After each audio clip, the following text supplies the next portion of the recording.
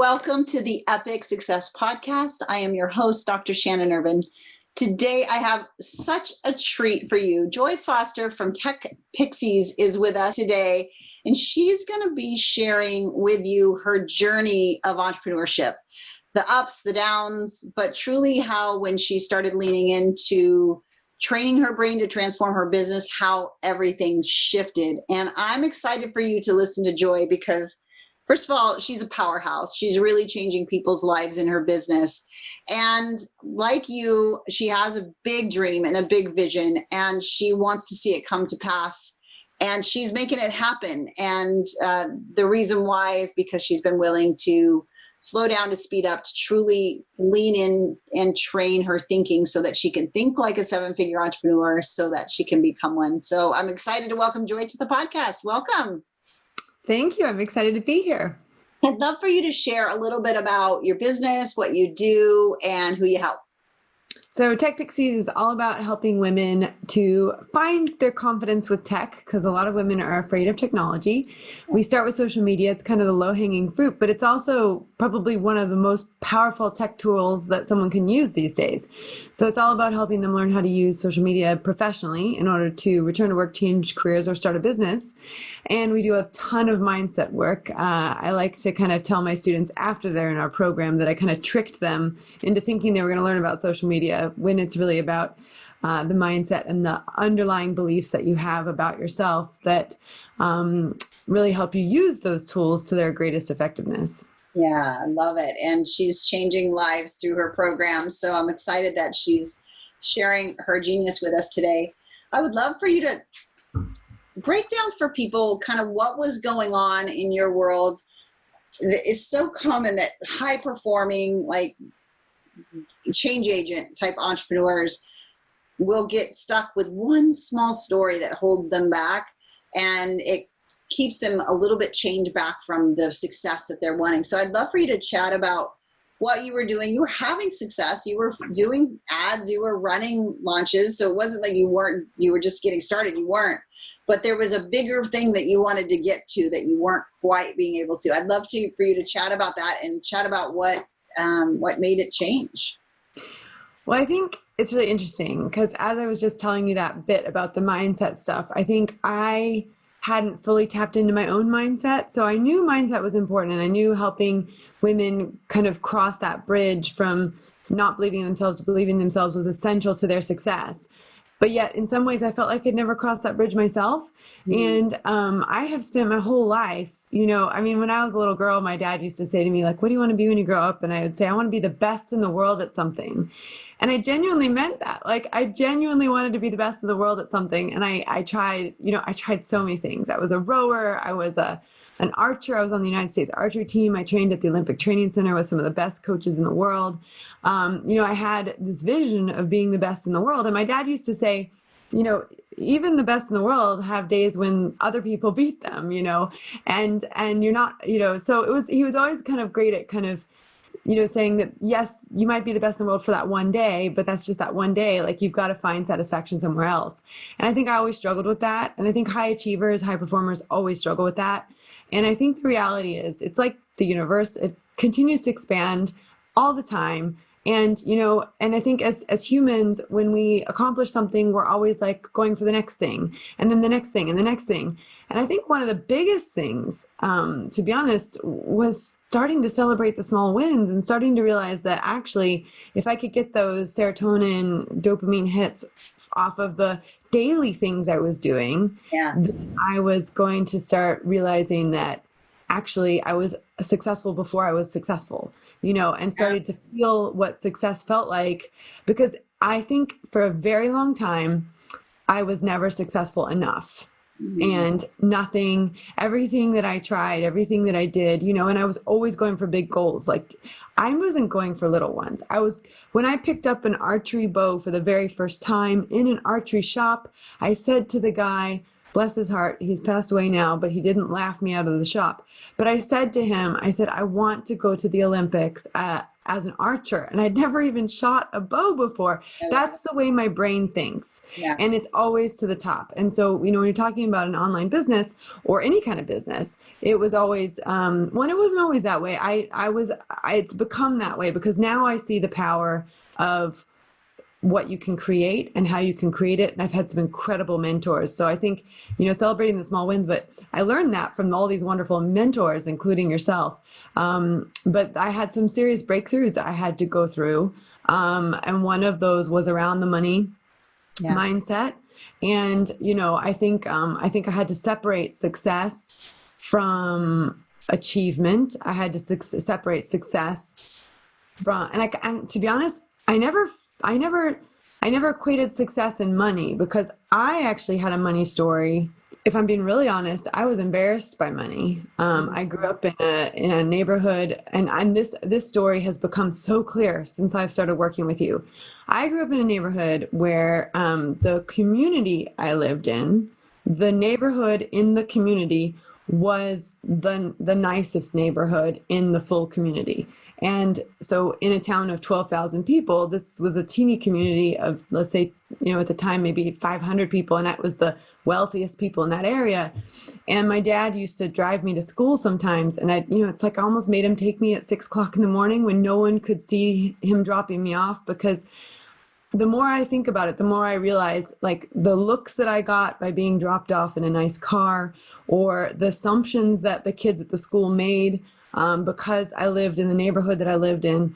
I got to a place where I was really embarrassed by the money, and actually I wanted to escape it. And I did. I went to France for a year. And when I came back, I then escaped and went to boarding school for a year. So I think there's a big underlying story, which was that I was embarrassed by it. And there's really no reason for me to be embarrassed by it, but I was, because of the way I think I perceived how other people perceived me. And what that put in my mind was money is a bad thing. I actually thought that making a profit was a bad thing. I remember when I set up my first business, or my second business, really. My first business was a community business. It was a charity. It was set up as that way because I didn't believe in a profit. I didn't believe in, I thought, give my life to the community. And I did. So the first business I built, I spent 5 years of, and I like to say blood, sweat, and hair, because I was building this business, and I had this wonderful gal, it was in Switzerland, and I was learning German, and this wonderful Russian hairdresser who used to come to my house, and she'd do my hair. And she said to me, Joy, do you know you've got like a bald spot on your head? And I said, no. And I really freaked out, and I had like a proper bald spot. And it was because I had babies, and I was working when they were sleeping. I was working, and I literally worked myself into the ground, and there was nothing to show for it. There was no money whatsoever, because I didn't believe in taking money. I literally full stop didn't believe in taking money. And any money that came in, I paid other people. I spent 5 years, did not make any money. And the very end, when I finally did leave the organization in better hands, where, they've now got a whole community center and everything else. But when I did finally walk away and move countries, I got one payment. And that one payment was actually the real cash that I'd put into the business over 5 years. Never was I paid for a single hour that I did for that business. And when I set up my second business, I was like, all right, that's not what I'm going to do this time. This time, I'm not going to set up the business like that. This time, I'm going to create a social enterprise where we're changing lives and making money, but all the profits are going to go back into the company, but I'm going to take a salary this time. Yeah. So I went through this whole process. I set up a web development agency. We used to employ adults with learning difficulties, young people who had long-term risk of unemployment. And I paid them, I trained them. I took a stipend, not a salary, a stipend. I had a business partner who I paid more money to than myself. And I remember sitting in a business meeting and talking about this, and like a mastermind, and the guys in the room, they were like, what's your deal? Like, why don't you want to have money in your business? And I was like, well, profit's evil and bad, and I just want to help people.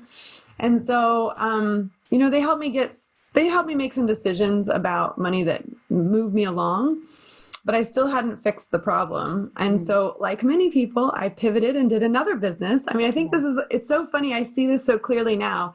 People think, well, it's the model, it's a bad model or whatever. And so I I went to do another model, which was the teenagers of the moms who I was working with were saying to me, I want a program like this because I want to go back to work, because they'd had career breaks.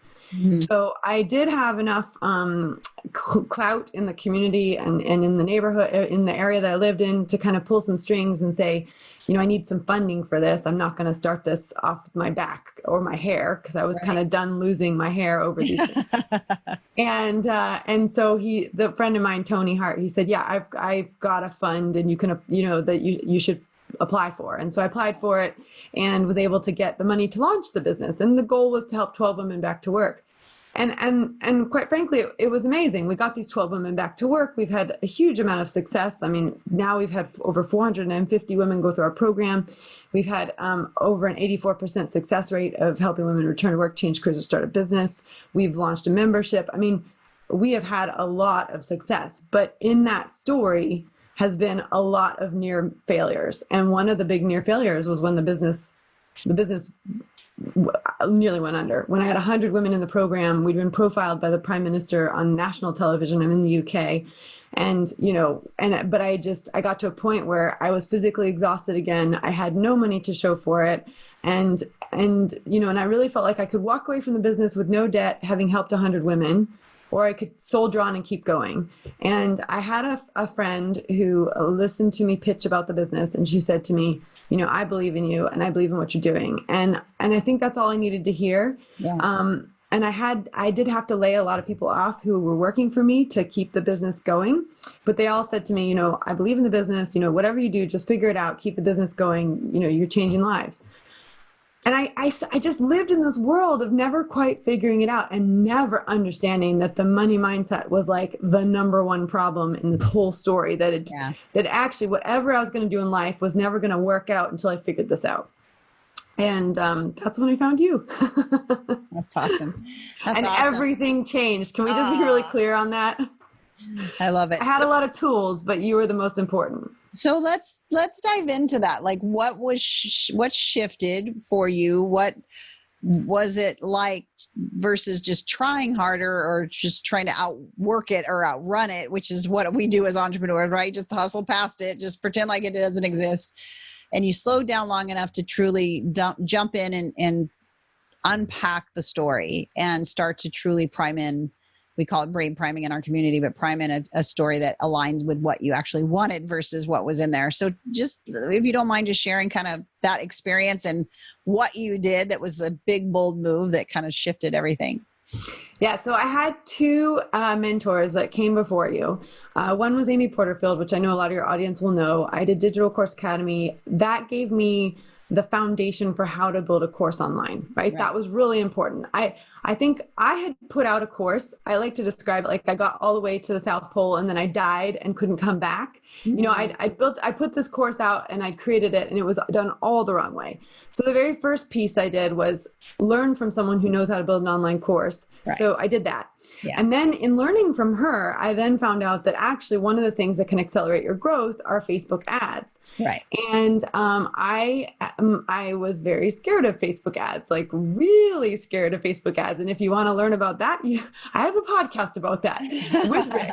And so Amy had this module or this bonus, which was Rick Mulready teaching about Facebook ads. And I was like, I'm going to do that because I'm scared of them. And, he makes it sound like it's so easy. Yeah. So I did this bonus and actually we tried it out and we had some success with it, like on a small level. Mm-hmm. And then when he had his mastermind open up, I was like, oh, I got to get on this because I think he knows what he's talking about, but I needed help. I needed more attention than just like the online course. Yeah. So I got into his mastermind and then he always says like, who do you want to come and be a speaker? And I'd heard you speak on his podcast. And I was like, I want Dr. Shannon to come to your mastermind. And he literally made it happen. Yeah. And then I couldn't fly. I couldn't leave the country because I had a visa issue. Anyway, so I had to watch your thing on replay. And it is so vivid in my head because I had listened to your podcast. You had talked about the mind matrix. You talked about the 4 R's. You'd gone through that whole process, of recognizing and refuting and just that whole process of reframing and then repeating. You'd gone through that whole process, and I'd heard it the first time, and you talked about brain priming the first time, and I totally did nothing about it. I was like, whatever. The second time around, when I listened to it, I was like, wait, hold on. She just said 99% of people who listen to me don't go and do this stuff. And I was like, all right, I'm going to be the 1%. That's the high achiever in me. I'm going to be the one. Yep. Yeah. I'm going to be the 1%. I'm going to prove everybody wrong. Like, I'm going to go out and do that 1% thing. I'm going to be that 1%. And so I went and found the brain priming. I started to do it. And then I really started to feel like something was changing. I think I messaged you on Instagram. I was like, how do I work with you? And so you got me into the Epic Success VIP, which was amazing. I mean, so what happened was I think it was like the very first call, actually. Mm-hmm, I think it was my very first call, the Epic Success VIP. I was on a hot seat, because you say, who wants a hot seat? And so of course, I'm kind of your hot seat girl. Like, I'll take a hot seat anytime. Yep. But I did say I'll take a hot seat. And I was really nervous about spending money on ads, because what I had done was I had gradually increased my ad spend, so I had launched 8 times or 7 times at that point. But what I was doing was, like, every 3 launches, I was then saying, okay, I know my numbers. Now I'll increase my ad spend. And then it was like, and it's funny thinking about it now. Really funny thinking about it now. Because when I think about it now, I'm like, what were you thinking? But at the time, you don't know what you don't know. And so I was increasing my ad spend, and we were getting really great results. And I had doubled down on the last ad spend, which took a lot of brain power for me to do. And then anyway, I was like, I think I came into the VIP going, I feel like I don't know what to do about this ad spend. Like, what do I do about the ad spend? And you really worked with me and really pushed me. And I mean, I had gone in and done everything. So I understood the system, and I knew all the language, and I processed it all, but I hadn't done the work where someone really pushes you. And, you said, you're going to hate me, and you're going to want to throw a shoe at me. And, but I'm just going to bear with me. I'm going to get you through this. And, man, you pushed me. And I don't even know that, I know I did commit, but I didn't fully commit. You're like, I want you to come back into the Facebook group. That was really important. You're like, I want you to come back into the Facebook group, and I want you to tell everyone what you're going to do, because you got me to break through from, like, yes, I needed to double down on ad spend. But one of the key sentences that actually has stuck with me, and probably will stick with me forever, is trust the numbers, not your feelings. Mm-hmm. And, at that point, having done 7 launches, my numbers were pretty steady. We knew my numbers were good. We knew that they were good. And I think there was an added nervousness because we were going into we were in coronavirus. It had just kicked off, and literally my ads were running, and then the lockdown happened in the middle of the ads. And I think there was an element of, is anyone going to buy this, because we're in the middle of a lockdown, and everyone's futures are uncertain. But actually, your point was, well, not everyone's futures are uncertain. Not everyone is going to stop spending money. And you were right. In fact, we had a boom, because there were more people who had time and interest in learning, tech skills in the middle of a crisis where you couldn't see people anymore face to face, and you had to rely on tech. So for us, it was an incredible opportunity to help people. And we did double down on the ad spend, which was hugely, I was panicking the weekend before. My stomach was rolling around in knots. I was a total mess. Yeah. But I did commit to it, and I did go in with intention. And it was kind of like, well, what's the worst thing that could happen? Our mailing list grows by quite a lot of people, quite a few thousand people. And, that's the worst that's going to happen. Yeah. But I will say the crazy thing, as it was the last, I probably shouldn't admit this, but it was, how you're like, it was the last amount of any cash I had. Wow. There was nothing left after that. Wow. And I shouldn't really admit that. And I'm sure I'll get in big trouble for that. But I think it's important for people to hear. And I'm not encouraging that people are irresponsible with their money, but I made a calculated decision. And the calculated decision was, if the numbers hold true and I take this chance and I take this opportunity, the upside is so worth it. And that is exactly what happened to us. We had 4,000 women sign up for our free training program. I had 1,000 active women, like 2 whole weeks of 1,000 women actively participating in this free training program we had. And what was crazy about that, I still get letters. I mean, you know how it goes. 90% of those ladies were never going to sign up for the big program. Right. But I still get letters today of women who went through the free training program saying that free training changed my life. Wow.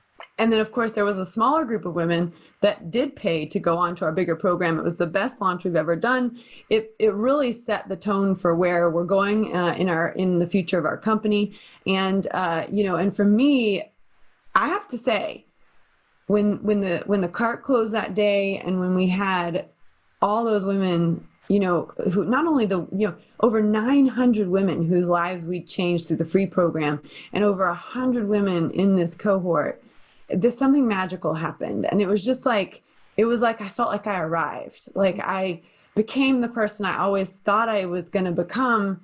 And then the crazy thing is, it's like, it was so much fun. I was so excited to be there, and I wasn't expecting that, and I fully felt the success, and I fully embraced what had just happened.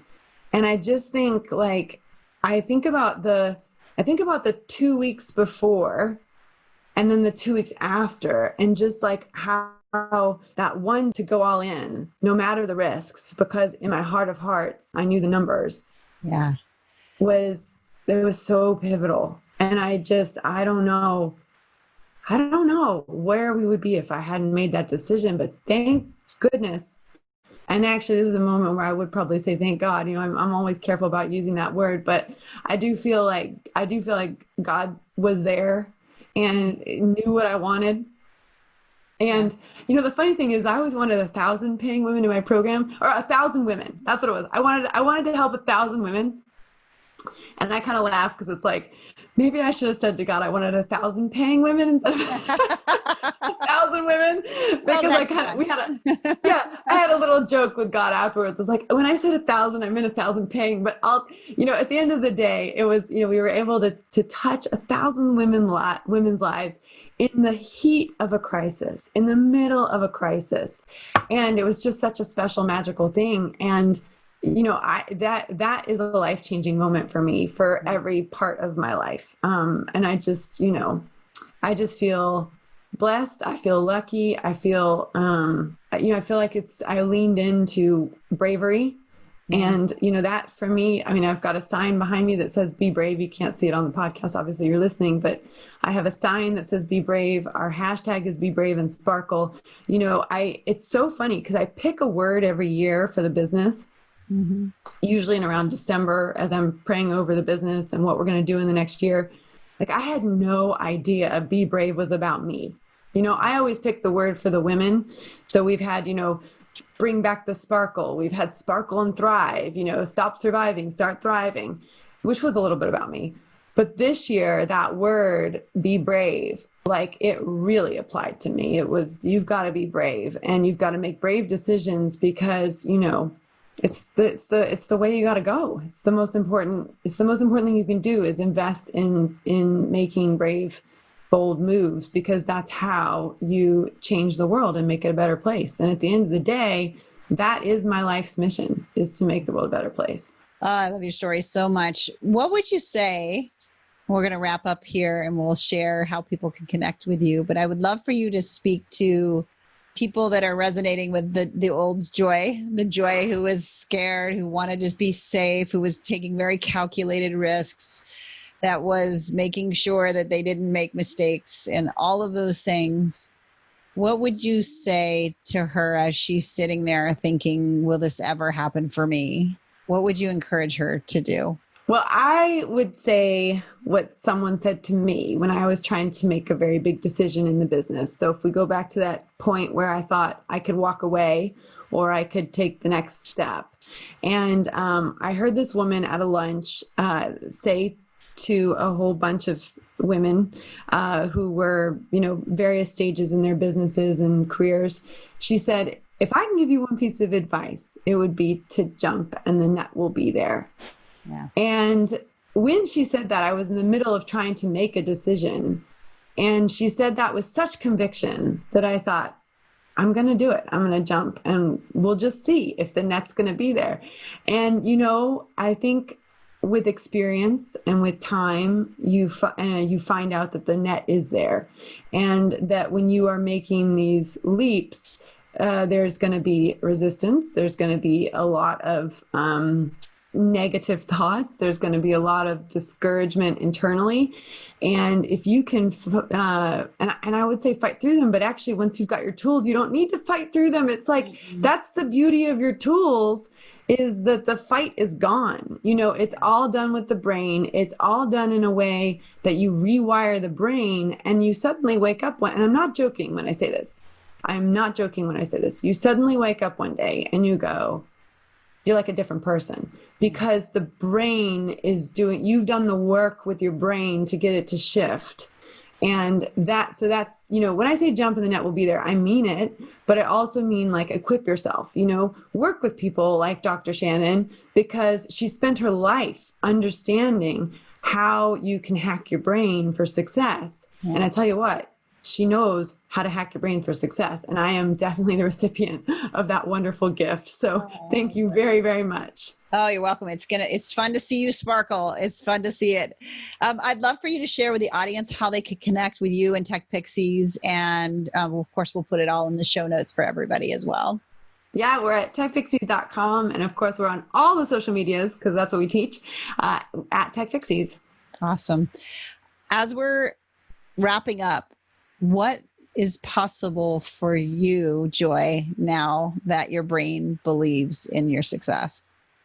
Oh my gosh. I don't even know what's not possible.